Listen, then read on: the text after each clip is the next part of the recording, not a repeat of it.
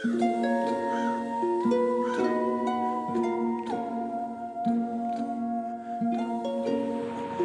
friends, I hope you're having a wonderful day today. My name is Bailey Sarian and I'd like to welcome you to my study. Isn't it cute? I know. And you're also here probably for my podcast, which is Dark History. This is a chance to tell the story like it is and share the history of stuff we would never even think about. So all I want you to do is sit back, relax, and just let's talk about that hot, juicy history goss. Okay, look, listen. Linda, listen. If you know anything about me, you know I've brought up Lisa Frank a handful of times, and I've said, I need to do a story on her, so I had to do it. I had to, okay? So that's why I'm doing this story. Great. I've always been super fascinated with the Lisa Frank brand because it was something I honestly couldn't have as a kid. We just couldn't afford it. You know, it was it was really expensive, actually. So when I was younger, we would go to Yarget, you know, rhymes with Yarget. And we would go down the school supply aisle and I would just kind of stare at the Lisa Frank stuff and just obsess over it. I wanted it so bad. Everything was so cute. And then as I got older, I just got more curious, who the hell is Lisa Frank? You know? So I did some research and she's a very, very private person. I could only find 2 pictures of her on the internet. I think there's only 2 pictures of her available, which is fine. Good for her. She's very private. So I was intrigued, and the more I looked into the brand's story, the more I was just sucked in. Drama. It's not the stuff you'd expect from a company famous for their happy rainbow animal vibe. I'm talking cocaine, alleged affairs, never-ending lawsuits, a private jet, and the cherry on top, a dancing ballerina bunny. Which, not what you would expect, right? Is it history, you ask? Yeah, hello, this is American history right here. The Lisa Frank Company, an icon in the 90s. That's history? Come on. Hey, Paul, did you ever have any Lisa Frank school supplies? He said no. Okay, so I opened up my dark history book to the Lisa Frank chapter because there's definitely one in it, of course. And let's get into today's story. So, according to an article in Jezebel, Lisa grew up in Bloomfield Hills, Michigan, which ranks as one of the top 5 wealthiest cities in the United States. You'd want to go to this neighborhood on Halloween, you know, because they're the ones handing out the full-size candy bars. You know that neighborhood. She's there. Lisa's father ran a company called Detroit Aluminum and Brass. Now, this was a family company that made car parts, but also a little fun fact, they made parts for tanks during World War II. The business was super successful, to say the least, and the family was very well off. Daddy's got that war money, honey. We don't know too much about Lisa's mother, but what we do know is that she was very crafty, artsy. She seemed like a very creative woman. She made pottery, and along with Lisa's father, she encouraged her daughter to get into the arts. She would put her in art classes, provide her with coloring books and crayons, and just have fun. She and Lisa's dad gave Lisa a loom for her 12th birthday. And if you're like me, you're like, what the hell is a loom? Because I didn't know what a loom was. It's a large device used to weave cloth and tapestry to make blankets and etc. Which, who the hell gets a full-size loom as a child? Rich people stuff, you know? Growing up, Lisa said that she was a total girly girl. She read, she did artwork, anything girly, whatever that means. And over the years, she got pretty darn good at painting. In high school, which, side note, she attended this really fancy school in Michigan called Cranbrook School of the Arts, and it looks exactly, not even kidding, like Hogwarts. It looks insane. I'm like, this is a school? My school had trailers and stuff, you know? What the hell? Anyways, her classmates also, pretty much they all came from very wealthy families, and she was rubbing shoulders with the sons and daughters of multimillionaires, CEOs. I mean, you get it. Lisa, based off observation, was surrounded by money and privilege, it seemed like. During her senior year of high school, she participated in an art show with her fellow classmates. So, you know, an art show where students show off a few of their pieces and it's cute and you're like, oh my God, That's such a cute little flower. Like, you did such a good job. But I guess Lisa's art was a major hit because that night she ended up making $3,000 selling her paintings in high school, which by today's standards is almost $20,000. Can you imagine making that kind of money at 17? Good for her. Good for you. This art show success was a sign of a bright future for Miss Lisa. She found her passion in life, art, and she was ready to go after it. Lisa flies across the country to start college at the University of Arizona, and this is where things get a little sketch. So she's attending college. Great. And while there, some say this is when she started buying and reselling jewelry made within the local Native American communities. Others say she was making the jewelry with them. We don't really know a ton about this period of her life, so who's to say what really happened? But what we know for sure is that she hones her business instincts at the University of Arizona. She's reselling and making money. So Lisa's doing that, and I know what you're thinking because I was thinking it too. Lisa, babe, you can't borrow someone else's art and sell it as your own, honey.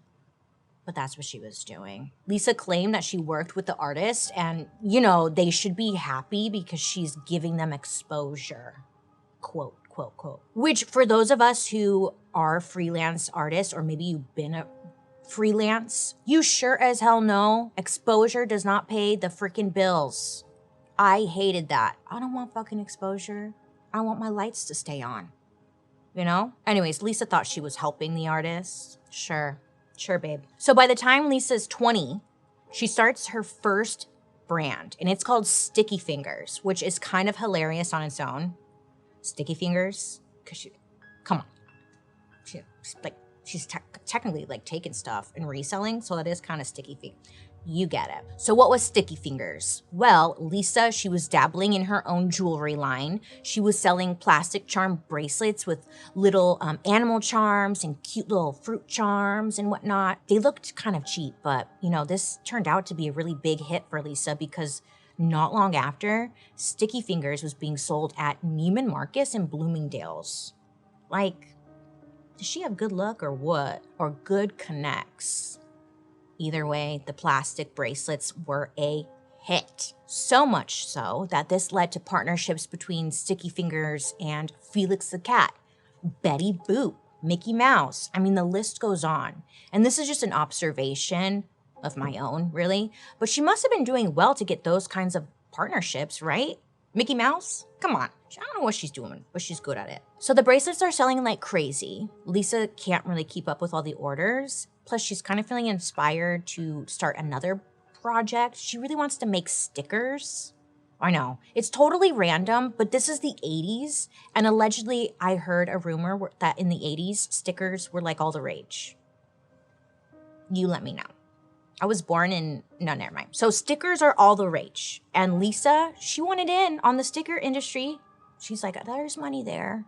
I like art. I can make stickers, And she had her eye on the damn prize. So Lisa decides to pivot and rebrand.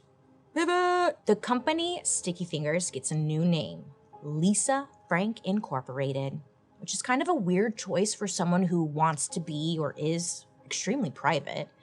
But then again, maybe she didn't expect for her brand to take off the way it did. Anyway, she's 25 at this time. She's kicking ass, and she's now making stickers. What a dream, honestly. Making stickers? Fuck yeah. I want to make some stickers. So within the first year of her new business, Lisa Frank gets a large order from Spencer's Gifts. Oh yeah, remember Spencer's? They had the lava lamps, the neon dildos. It was a real hoot. They're still around. Why does Spencer's always have that funky smell? Does anyone else notice that? That smell. I don't know what it is, but it's Spencer's. Let me know. Thanks.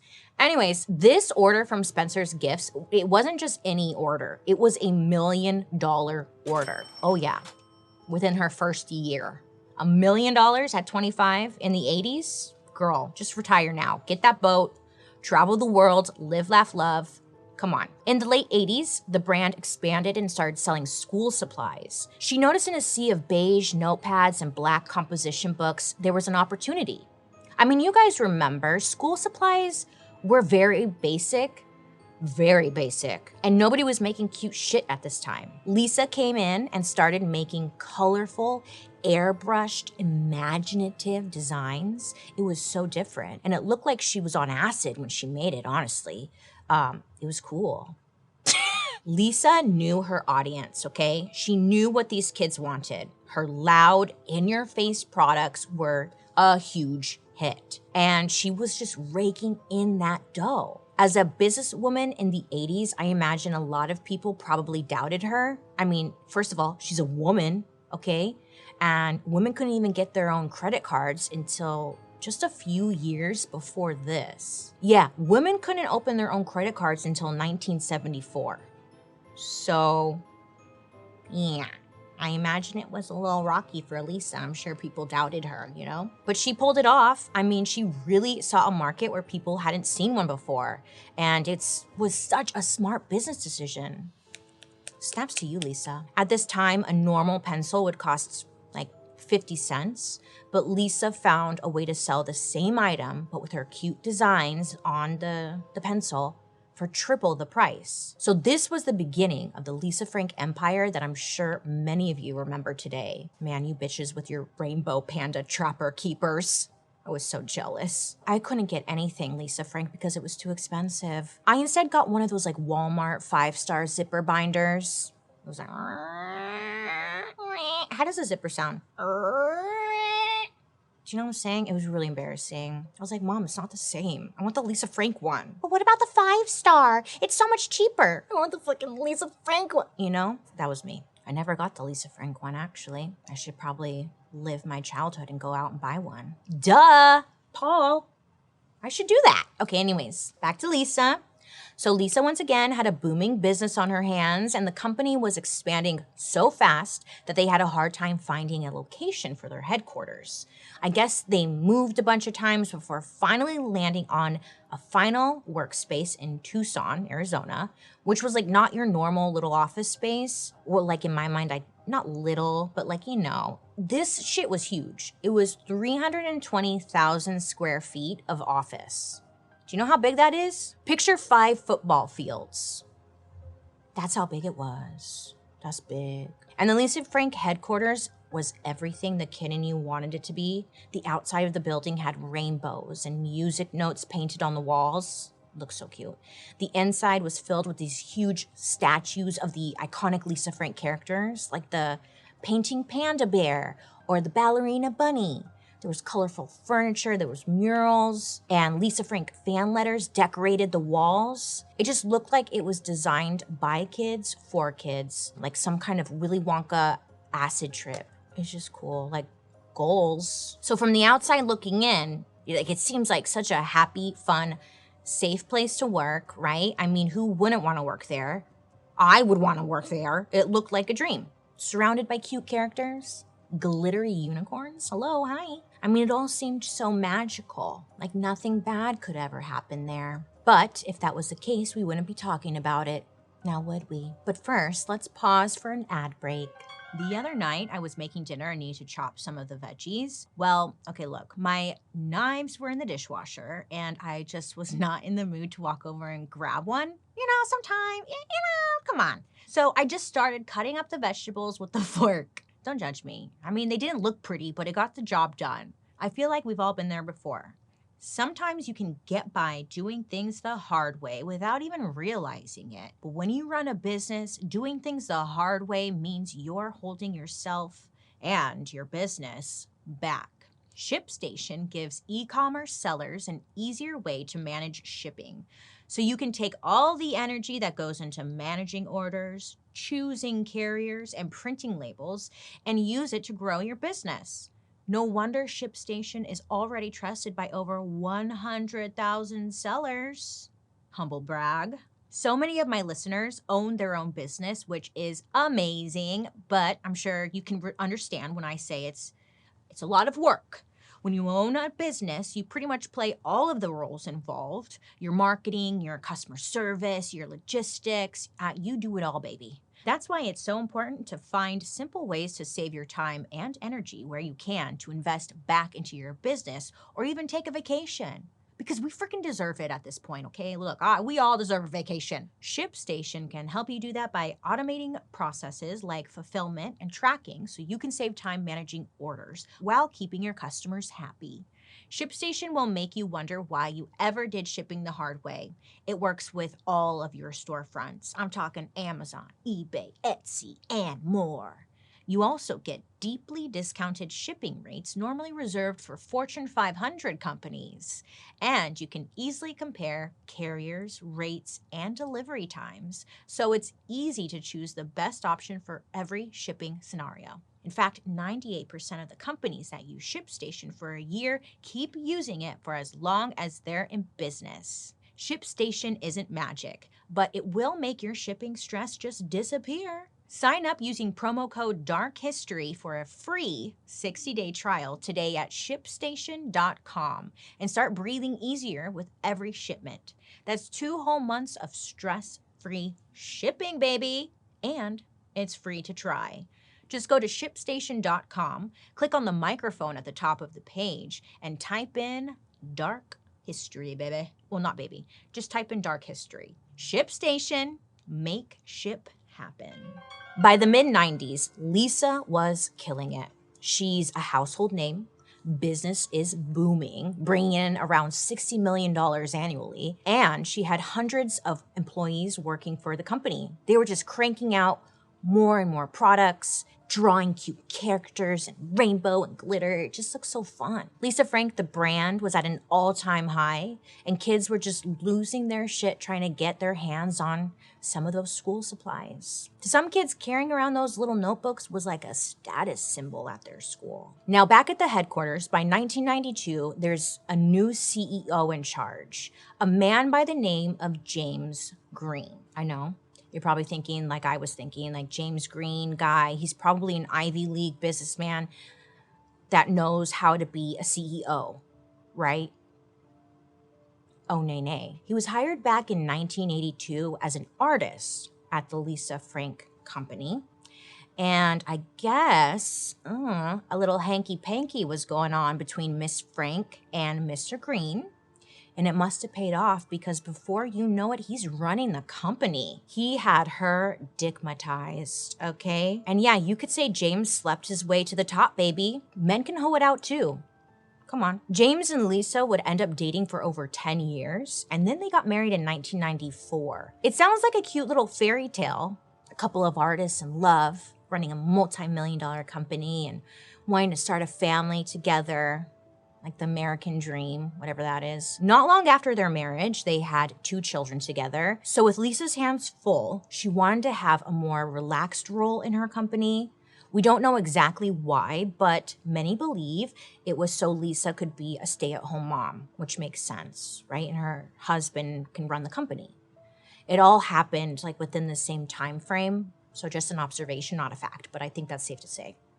So with Lisa working from home, James, the husband guy, he was completely in charge of Lisa Frank Inc. And why not? He's been with the company from the jump, and Lisa must have trusted him more than anyone to steer the ship. So with James in charge, the day-to-day operations didn't have to be like run by Lisa anymore. I guess she would come by, she would like pop in every once in a while, check in, see how everything's going. Hey, everything good? Nothing's on fire? Great. And then she'd like leave. For the most part, it was pretty much all James all the time. He was left in charge of the hiring and firing, approving art, maintaining important business relationships with like their biggest retailers. And remember, Lisa Frank Inc. at this time was at the top of their game. People are freaking loving their products. I mean, everybody wants to work with them. They're in every store, making millions a year. You could not fuck this up, baby. You're at the top. But, because there's always a but, over time, employees started to notice a shift within the company culture. I mean, what happens when power and control gets to someone's head? I mean, the only person I can think of is Andrew Jackson. He just has really ruined my brain. I think, let me not go on that tangent. So, control and power getting to someone's head, you think that's gonna go smooth? Of course not. James, we're looking at you, buddy. Shit starts to go sideways. When Lisa's away, James does play. You know what I'm saying? As CEO of the company, James would spend money where he pleased, and he was spending. The cars, flashy. The house, huge. The jet, oh yeah, girl, he bought a jet. Nobody asked him to buy a jet. I guess also their mansion was like neon colored and the neighbors, not big fans. So pissing off people right off the bat. And Tucson isn't a big city, and the Frank Green family seemed to stick out like a sore thumb because they were just very flamboyant and in your face. And while he was spending their money, the company was taking a huge hit. And this is where James starts to show his true colors.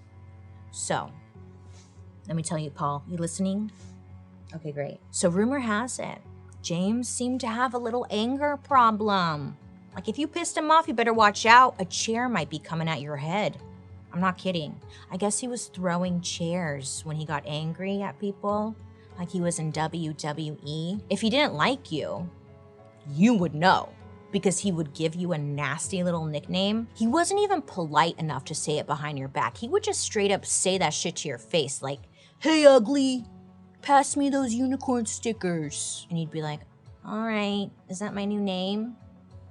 Ugly?" He was just a dick, is what I'm saying. Maybe at your workplace, your boss starts the day with like a little company pep talk. When I worked for the company Shmeshmai, it rhymes with Shmeshmai, we would have a little team like meeting every morning, and they'd be like, "All right, we need to sell this much in numbers, baby. How are we gonna do that today?" And I'm like, "I don't know, I make minimum wage. Why don't you pay me more? And then maybe I could make you more, because, you know." Anyways, but that's not the point, because James, he also loved a company pep talk, but he ran his a little different. He liked to start the day at the top of the big staircase in the entryway and just yell stuff at the staff below. He's like spewing all kinds of nastiness for no damn reason. I mean, it was said that James loved towering over people, so much so that he told his female employees they couldn't wear heels to work. He didn't like people to be taller than him. His official reason for like not allowing heels was that it slowed down the workers. And like the women couldn't keep up with him, but just seemed like he didn't like anyone to be taller than him. Interesting. To be fair, there are a few accounts from previous employees of Miss Lisa Frank herself participating in her own verbal abuse. There was even a lawsuit brought against her for wrongful termination. Basically, whatever Lisa allegedly did was bad. I'm not trying to downplay it. And James, he was just Lisa to the 10th degree, as we'll see later. And the company was paying the price under James' control. You're probably wondering, well, how was James able to get away with all of this? Well, it seems like every villain has a good sidekick, and boy, did James find his sidekick. More after this break. Over the years, I've really put my hair just through it, okay? I was blonde for a long time. I'm kind of like debating on going blonde again, but like I was blonde for a long time. So my hair was consistently being bleached, using hot tools, installing extensions. I mean, I've done it all, baby. I really have. Which, as you can imagine, definitely took a toll on my hair. So in the last year, I've been working on prioritizing the health of my hair and scalp to fix some of the damage. Hair care is about more than just styling. A daily hair and scalp health regimen can make a huge difference. And I've been loving Ouai's new scalp serum and thick and full supplements because it is a complete solution for promoting the appearance of thicker, fuller, healthier hair. I personally have fine, like I mentioned, color-treated hair, so I feel like my hair gets damaged very easily and my scalp can sometimes be prone to irritation. So now I have been incorporating the Ouai scalp serum and the thick and full supplements into my daily morning routine. You see, every morning when I wake up, I'll take a shower, put on all my lotions. Mind you, I love the Ouai body cream. It's beautiful. It smells so good. Then I use the scalp serum and thick and full supplements. I've been noticing that the serum helps like to soothe my scalp, and the supplements help to improve my overall hair health. It's great. The Way Thick and Full supplements are vegan, one-a-day supplements with zero flavor that support thicker, fuller, healthier hair. They contain beauty-boosting ingredients such as biotin and pea shoot extract that promote thicker, fuller strands. The Way Scalp Serum is a daily scalp serum that can be used day or night with wet or dry hair, which I love. I also love that it's fast absorbing and contains skincare-inspired ingredients such as hyaluronic acid and adaptogens, and it's great for helping to soothe scalp irritation from excessive detangling or from tight hairstyles. I know we love a sleek high pony, but you know, they can be very hard on that scalp of ours. Oh yes, they can. Grow all the way with Way's Scalp Serum and thick and full supplements. Go to The Way, TheOuai.com and use code DARKHISTORY to get 15% off your entire purchase. That's 15% off your entire order at TheWay, TheOuai.com, code DARKHISTORY. So we've got Lisa Frank Incorporated, home of the unicorns and sparkly dolphins. Lisa herself has stepped away to be with her kids, leaving her husband, James, in charge of the company. James is, I think it's safe to say, struggling? Yeah. His bad behavior is starting to have a huge effect on the company, but he's not alone. He's got himself a partner in crime, helping him do all the dirty work. This is where we welcome to the stage Rhonda Roulette. I looked her up on Facebook. She looks like a Rhonda. Hey, girl. Now, Rhonda, she started at the company way back in 1984 as Lisa's assistant. She was there for quite some time, to say the least. And shortly after James took over as CEO, an interesting promotion happens. Miss Rhonda is bumped up to vice president at Lisa Frank Incorporated. Rhonda must have had a very impressive resume because she also oversees HR, legal, and licensing. Oh yeah, she was in charge of a lot of big shit that maybe she shouldn't be in charge of. She must have been an incredible worker. Just a little observation, but if your company is killing it, has hundreds of employees, why would any business hire one person to handle 3 different departments? Eye roll, make it make sense. It doesn't, but okay. Anyway, pretty soon coworkers are starting to notice that Rhonda and James, they seem very close. And an employee even saw them at the mall together on a holiday weekend, you know, hanging out, spending the holiday weekend at the mall with your boss, which doesn't sound that bad. But they're both married, and then rumors just start flying around the office that Rhonda and James, they're slapping meats. Rhonda was the one who had James's back in the office. She was there at every turn, very loyal to this man. She interrogated people on his behalf, and when James didn't want to confront someone, he'd send Rhonda. She did, again, lots of his dirty work, just firing people, intimidation, you name it, Rhonda was on it. When employees would come to Rhonda for help or questions, or maybe to report something to HR because, you know, they're being mistreated, Rhonda would simply tell them to just get over it. Rhonda, she was really good at keeping the employees in check. I guess everyone was like really afraid of her. Just get over it. Oh, that's all I have to do? Just get over it? Oh, shit. I'm cured. Thanks, Rhonda. The worst part of all was that she was head of HR, and if you had a problem at Lisa Frank Incorporated, sorry, that was on you. The company even put out an employee newsletter a couple times a year with words of motivation and encouragement for their employees. There was like one month, I saw this picture online. In the newsletter, there was this cute little column full of instructions on how to be a good employee. It basically said like, employees need to always be thinking about how to please their boss. Your boss can make or break your career. And if you have a bad relationship with your boss, well, that's your fault. You're not being loyal enough, sweetie. Just try harder. That's what it said in this pamphlet. Like, again, oh, that's it? Okay, great. Oh, and then we haven't even gotten to the cocaine. I mean, we weren't there, so we don't really know for sure, but previous employees would later say that Rhonda and James were, quote, pretty big into coke, end quote, which may explain the paranoia, chair throwing, the tantrums. Can you imagine? Remember, this is all happening in this really cute office with like rainbows and like glitter everywhere.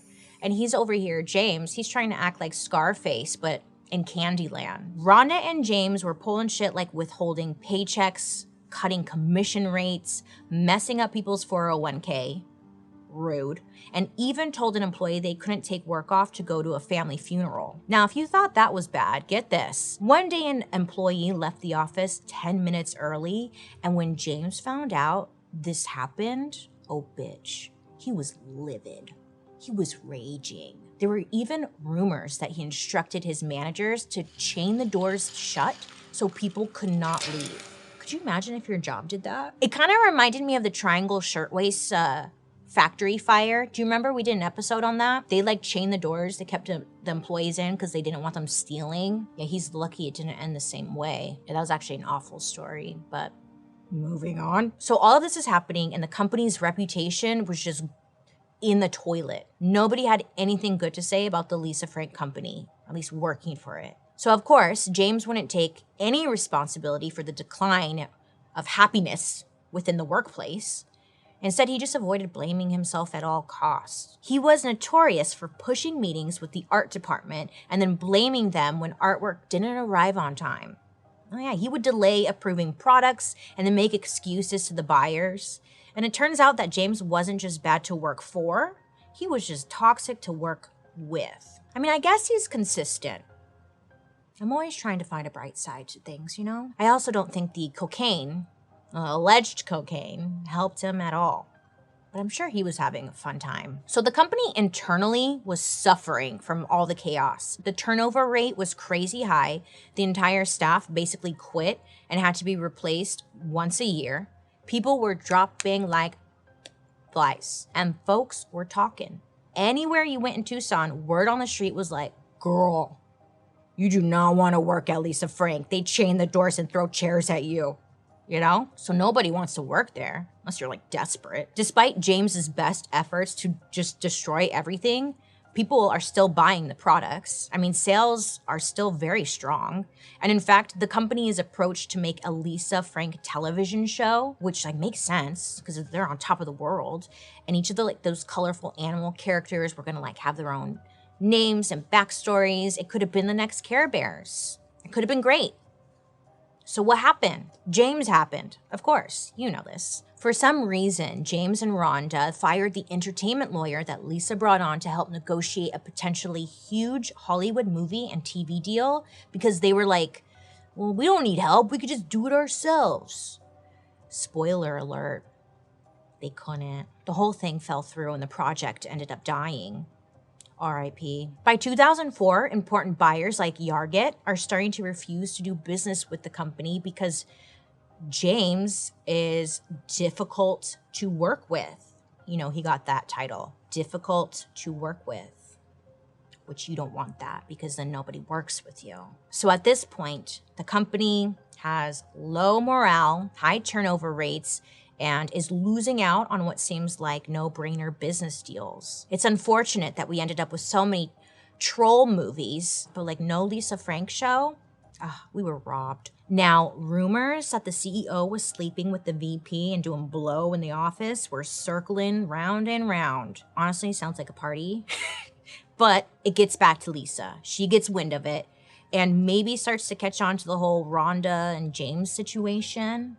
If there is one, allegedly. We don't really know for sure, but at the very least, she starts to realize it's time to take back her company and clean up the freaking mess that James made. Lisa decides to return full-time with the goal of bringing the company back to its glory days.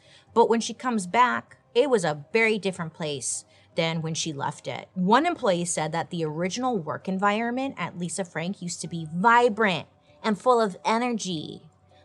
But now it had turned into a place of, quote, intimidation and insecurity, end quote. When Lisa returned, James and Rhonda made it clear to the employees, you're either Team James or Team Lisa. Pick a side, bitches. Yeah, and this was serious, okay? They being James and Rhonda, they were going as far as bugging phones and reading employee emails to find out which team these employees were on. And if they found out you were on Team Lisa, chairs coming at your head. You better watch out. You better duck.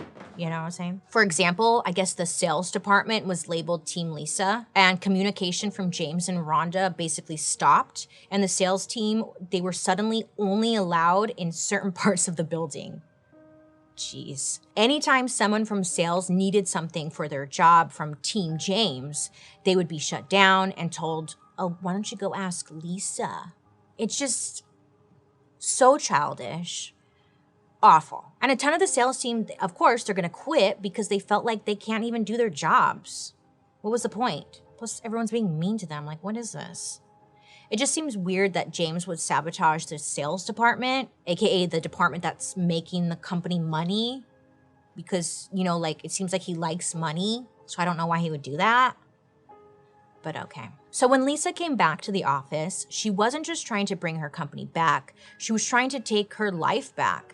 In 2005, Lisa filed for divorce from James, telling her close friends that she could no longer put up with his emotional abuse. I mean, obviously none of us know what happens behind closed doors, but if James treated the employees like shit, I can't imagine what he said to his own family. I mean, she's divorcing him, so maybe I can kind of guess. When Lisa presents a divorce, obviously James pissed. And it wasn't because he was about to lose his wife and family. Nay. He was panicking because he was about to lose the thing that he seemed to love the most. Cocaine. No, I'm just kidding. Money. James, he was not gonna go down without a damn fight, you bitches. And he's ready to play dirty. But first, we need to pause for an ad break. Do you ever feel overwhelmed by the amount of choices there are out there? Whether you're shopping for cereal or toilet paper, there are just so many options. It's hard to know what's best for you. And when it comes to finding skincare products that actually work, don't even get me started. It's more overwhelming. I have been struggling with stress breakouts recently, and it's so frustrating. Ugh, I've gone online to look for products that can help, but there are literally a million. Like, there's just too many options. It's too much. I'm overwhelmed. Just tell me what to get, you know? So finding skincare products that actually work for you is complicated, and that's why I'm always excited to partner with Apostrophe, the sponsor of this episode. Apostrophe, if you don't know, is a prescription skincare company that provides access to oral and topical medications that use clinically proven ingredients to help clear acne. At Apostrophe, an expert dermatology team will create a personalized treatment plan that is perfectly tailored to your unique skin. All you have to do is simply fill out Apostrophe's online consultation about your skin goals and your medical history. Then you're going to snap a few selfies, and a board-certified dermatologist will create your first customized treatment plan. That's right. Apostrophe treats all types of acne, from hormonal acne to facial acne, and even chest-knee, back-knee, and butt-knee. They treat breakouts from head to toe. I have been using Apostrophe for over a year now, and I absolutely love it. Hi. No matter what your skincare goals are, maybe you want to improve texture, reduce dark spots, or if you're like me and have adult acne and you need some help, Apostrophe has real dermatologists who will create a skincare plan that is totally tailored to you. I also really love how convenient the whole process is. All of my prescriptions arrive right to my door, so no more waiting in lines at the pharmacy or trying to make it out to the pharmacy before they close. They're always closed. Listen, hi, I have a special deal for my audience. Get your first visit with an Apostrophe provider for only $5 at apostrophe.com/darkhistory when you use the code DARKHISTORY. That's a saving of $15. Now, this code is only available to you, my listeners. To get started, just go to apostrophe.com/darkhistory and click Begin Visit. Then use the code DARKHISTORY at sign up, and you'll get your first visit for only $5. Thank you, Apostrophe, for sponsoring this episode. Lisa is back in charge of her company, but James is still working there as well. Honestly, it must have been awkward. He wouldn't leave. He wanted to keep his position, and he was being petty just staying there at the office. Lisa, she had the upper hand though. You see, back when their kids were born, Lisa made a very strategic choice to gift James 49% of the company's stock, which is great for him because if the company's doing well, then the money keeps rolling in, right? So 49%, it may seem like a random number, but it was actually very intentional and a smart business move on Lisa's part. She's a boss bitch, thinking ahead. She's got a plan. Lisa kept 51% of the company stock for herself, which makes sense because it's her company, and it would make sure that she always had the upper hand within her business. We don't know if this was like in their prenup or whatnot, but if/when they got divorced, James had to hand that 49% right back to Lisa. So this is why James is like really holding out, because he's losing the 49% bleep blop bloop. That sucks. This is a side note because I didn't really know where to put it in the story, but in an interview many moons ago, James said, you can like see it on YouTube, James said that he was the creator of Lisa Frank. Oh, he was like taking credit for it. Very strange. It's just bizarre, this man. So I'm sure maybe you can imagine that he wasn't so happy, you know? He was going to lose everything. His family, the cars, the jet, the home, his golf toys, again, the cocaine, the power, and of course the money. No, you know? He's like, no, Lisa, no. He wasn't handling it well at all. I mean, what else does he do? He has nothing else to do. So James goes into like full-blown panic mode. He's like, Mayday, Mayday, okay?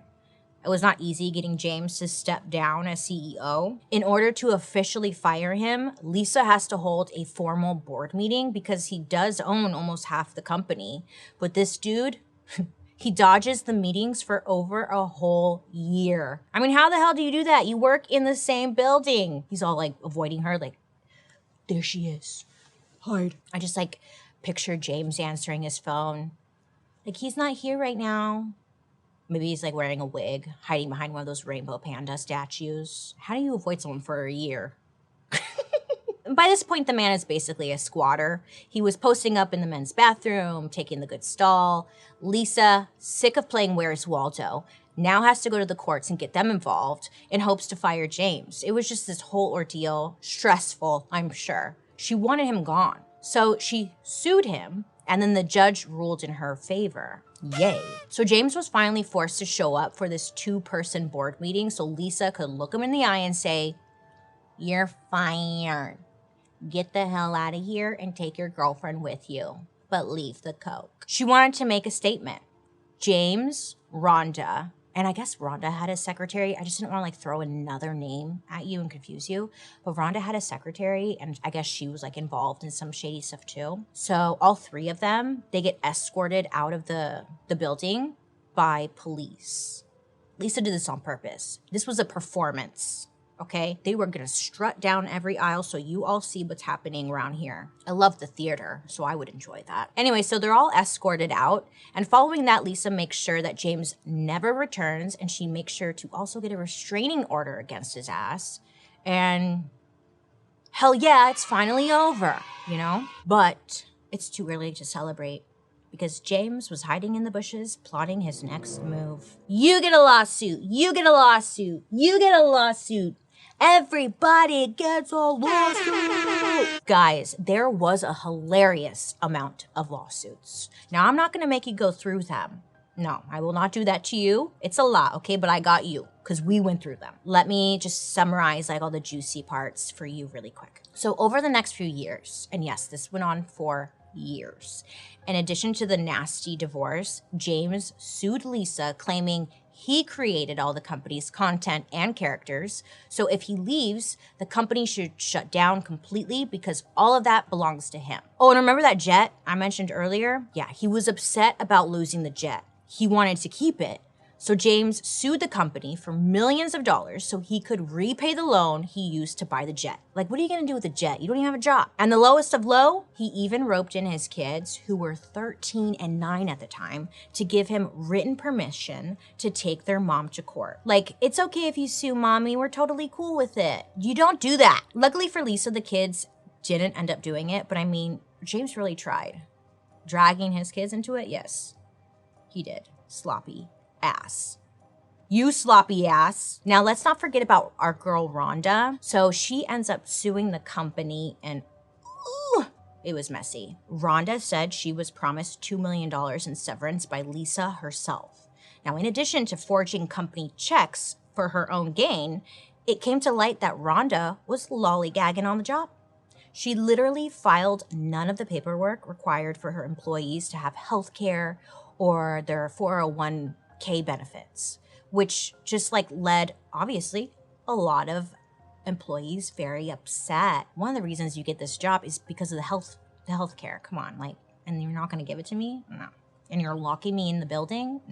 No, this is too much. So I guess before they were fired, Rhonda, her hubby, and James filled up 5 truckloads with Lisa Frank property that they stole and drove off with. Yeah, why? What are you gonna do with that? Well, sell it, of course. I mean, they got that good shit, like those polar bear pencils. They're out like on the black market. That's where I get mine. And then get this, the money that they made off the stolen items they sold went straight into their pockets. Backstabbing little gross snakes. Ew. That sucks. You like make this big name for yourself, you sell really cute shit, and then you get taken advantage of by this man and his nasty. I kind of get it. And like, just to keep it 100 though, when I worked at a large electronic company that starts with a B and ends with a Y and rhymes with shmeshmy, on my last day, I stole a bag of potato chips on my way out. It was my last day. Okay, so I was like, you know what? Fuck this. But what I'm totally getting at is that kind of like this trio, they stole stuff because they were angry. I stole a bag of potato chips. So I kind of get it. I still feel guilty about it. I do ask for forgiveness all the time, but I don't know, it keeps me up at night. Okay, so I understand what they're doing. They're stealing to be like, fuck you, you know? And like, because I did that too with the potato chips, but they stole like a bajillion potato chips. Way worse. I don't know why I'm trying to relate to the bad guys. I don't steal. Thank you. Anyway, so these lawsuits, they end up going on for like 10 years. It seemed like James didn't really care too much about winning at all. He and Rhonda just wanted to bleed this company dry, take all their money with all the lawsuits. It's kind of like an abusive partner, you know, when they're like, if I can't have you, nobody can. And that's what they were doing. Finally, in 2007, the divorce between Lisa Frank and James Green was officially finalized. She had complete control of her company, and she was ready to make a comeback. It wasn't going to be easy, though. James had damaged the company's reputation very badly, and he tarnished many of their business relationships. The company was in like a deep hole, and Lisa had a lot of work ahead of her. And honestly, at this point, she really could have just like given up on the company and walked away, but she didn't. But guess what? Lisa Frank persevered.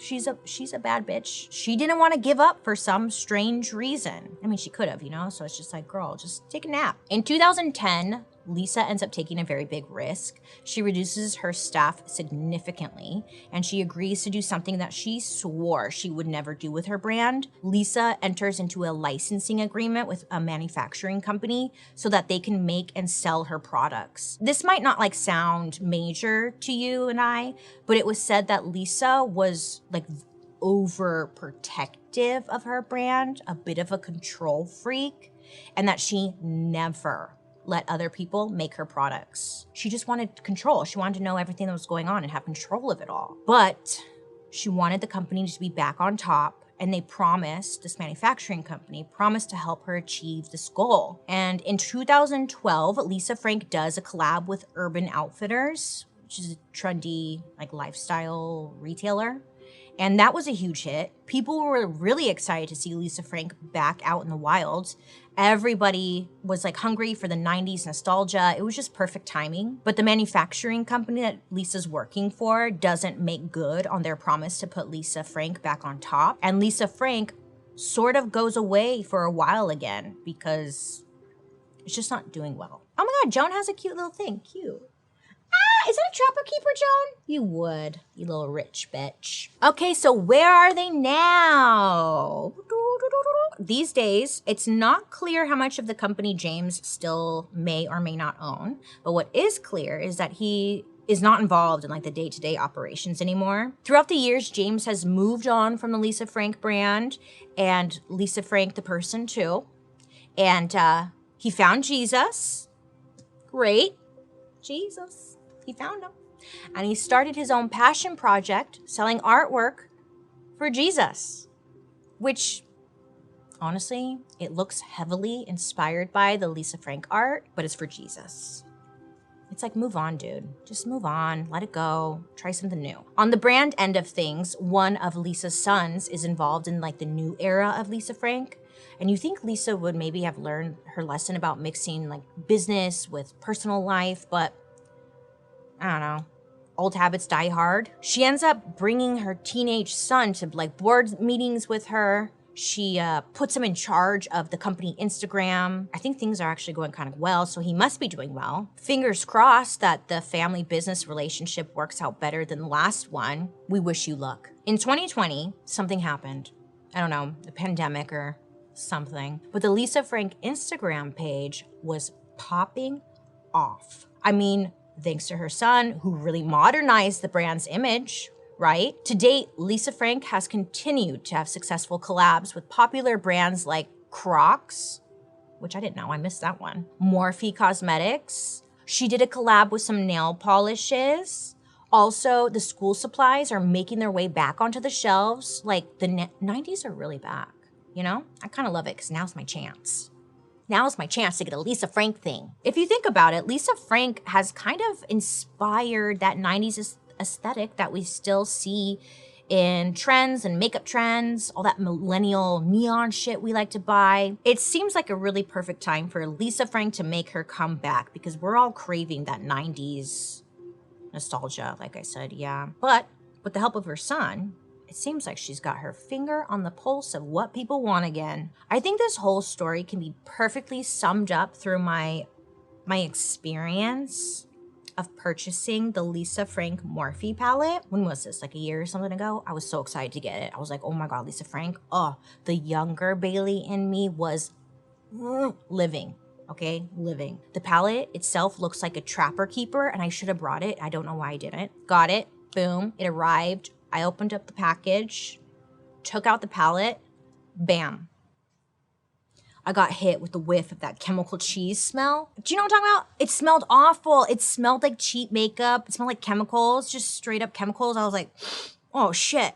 I decided not to use it on my eyes, but I keep it on my desk just to look at it because it's cute, but that shit stinks. I just feel like that explains the company in a nutshell. From the outside, bright, cute, colorful, happy. Oh my God, love it. Inside, dark, corrupt, and just plain stinky. Look, Lisa Frank is back today. We don't know what's going on behind closed doors now, but we're glad she's here, hi. But there's one thing we know for certain. What was happening in the 90s, what was going on behind the rainbow-colored doors was wild. A former employee put it best, saying, quote, I always found it ironic that Lisa Frank brought so much joy to girls, but was such a miserable place to work. It wasn't rainbows and unicorns behind the scenes. End quote. It's like rain on your wedding night. Right when you already paid. What got me really curious about the story is the facade, like what that employee said on the outside. Cute, adorable, love it. I want to work there. Put it in me, everything. And then you like go further and you're like, holy shit. You guys are all fucked up in here. I just found that very interesting. And obviously there's like no clear cut good or bad guy here. I think they were all kind of stinky. James and Rhonda were the absolute worst, but Lisa, she also had her moments too. And also, for as much as Lisa claims to want to be private, just in the background, going unnoticed, she sure does love to be on top. So I don't know, next time you're looking at your rainbow tiger Trapper Keeper, remember, cocaine is a hell of a drug. Well, everyone, a big thank you for learning with me. Remember, don't be afraid to be curious, ask questions, because you deserve that. I'd love to hear your reactions to today's story, so make sure to use the hashtag #DarkHistory over on social media so I can follow along and see what kind of shit you're talking. I'm gonna find you and be like, yeah, bitch, she crazy. I'll write you back. Oh, also, join me over on my YouTube where you can watch these episodes on Thursday after the podcast airs. Come check out my background, it's cute. And while you're there, you can also catch Murder, Mystery, and Makeup, which is on Mondays. I hope you have a great day today. You make good choices, and I'll be talking to you next week. Goodbye. Dark History is an Audio Boom original. This podcast is executive produced by Bailey Sarian, Kim Jacobs, Dunya McNeely from 3 Arts, Kevin Grush, and Claire Turner. Writers, Katie Burris, Joey Scavuzzo, Amy Height, Allison Filobos, and me, Bailey Sarian. Shot and edited by Tafadswa Namarundwe and Lily Young. Research provided by Regina Dolza. And a big special thank you to our expert, Ariel Dolinger, freelance journalist for the outlets including the New York Times and producer for Cheddar News. I'm your host, Bailey Sarian. Love you. Goodbye. Why are you still here? Leave. What are you still doing here? Oh my God, you're like obsessed with me. Oh my, are you still here? No.